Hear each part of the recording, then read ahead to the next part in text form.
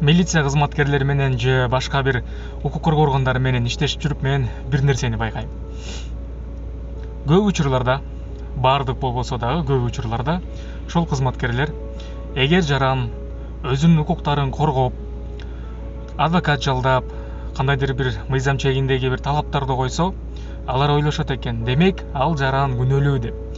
Эгер жаран өзүнүн укуктарын коргоюн деп, кандайдыр бир талаптарды койсо, мындай болуш керек, тиндей болуш керек деп өтүнүчтөрдү киргизсе, ал кылмыш жасаган болуп чыгат экен алардын ою боюнча. Ошол туурабы? Мыйзам чегинде болсун деген талаптар эле коюлса, булардын менталитети, ой жүгүртүүсү ушундай экен. Анан албетте ошол мыйзам чегинде болсун деген талаптарды анда ким коет? Эгер жаран анда коркуп баштайт да.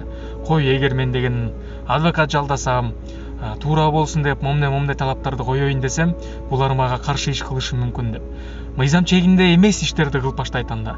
Кандайдыр бир башка адамдарга айрылып баштайт. Анда мындайча айтканда кыргызча тааныштарына чалып баштайт. Анда биз кантип өнүгөбүз?